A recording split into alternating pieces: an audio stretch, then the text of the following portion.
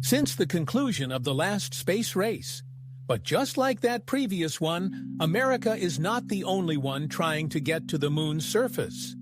The Chinese National Space Administration landed AOVA on the far side of the moon in 2019, and they have recently developed a rocket, the Long March 9, that could potentially carry a human to the moon in the 2030s.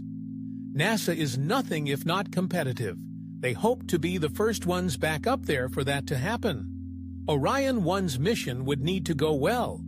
The journey was planned to be a complex retrograde orbit, meaning traveling in the opposite direction to the moon's orbit of the Earth, swinging around the moon 3 times, 2 of them close flybys.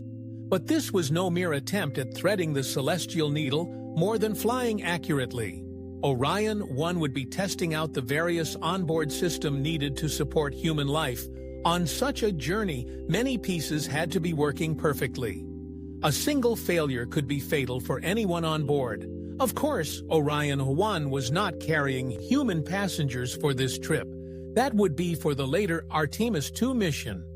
That said, there were passengers of a different sort, introducing Commander Munin Campos. Munin Campos is a mannequin dummy filled with radiation sensors designed to record the levels of cosmic exposure astronauts might experience inside Orion 1's crew module.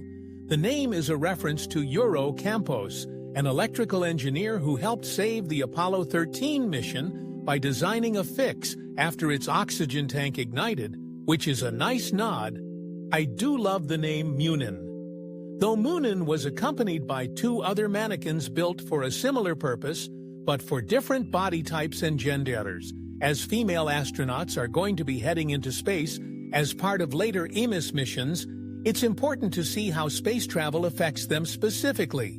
The clothes these mannequins wear, and Orion itself will need to protect the mannequins from cosmic radiation.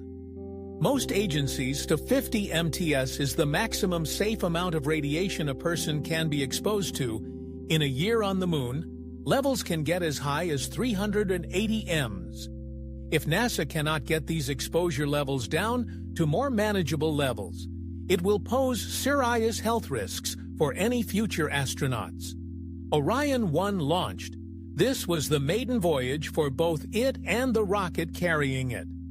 The Super Heavy Lift Space Launch Vehicle rocket is NASA's tallest and most powerful rocket to date, and currently the most powerful in the world, providing 3.8 million kgs of thrust at launch and capable of lifting nearly 70,000 kilos and sending it on its way to the moon, useful for carrying Orion 1 along with 10 CubeSat satellites that NASA would be using to monitor space conditions for future missions. Although it was initially delayed, Orion finally fired up through and out of the atmosphere before detaching from its other stages and beginning its journey. And as a personal side note, I have never seen a rocket launch like this one.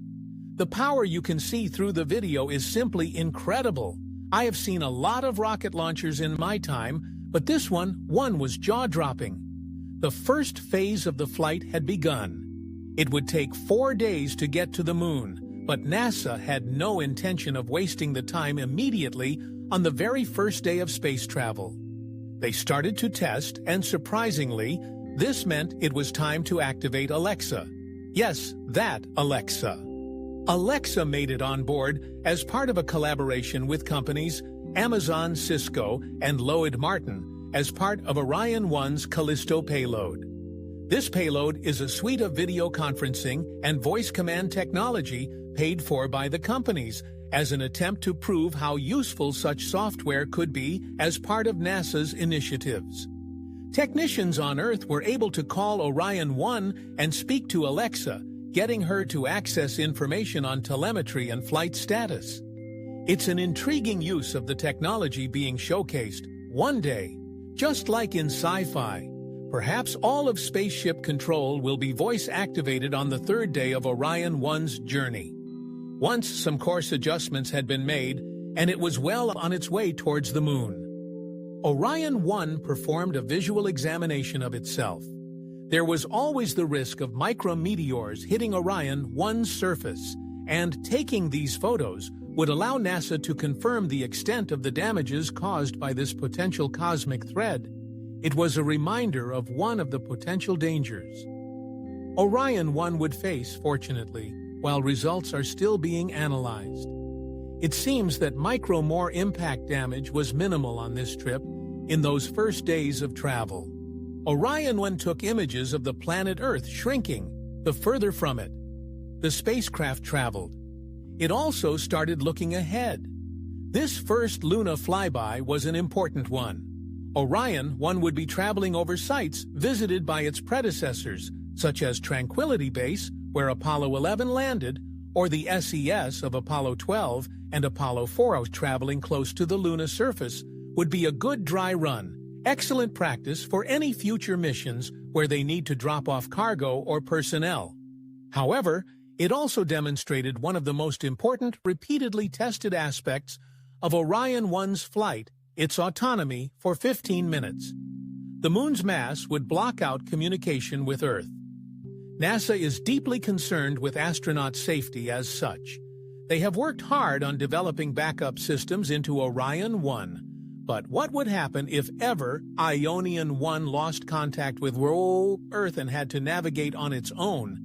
You can't just access Google Maps when you're traveling 8,010 kilometers an hour over 370 km from Earth. Although they did test GPS connectivity while they were on this mission, just in case, like sailors traveling across the seas. In ancient times, Orion 1 would need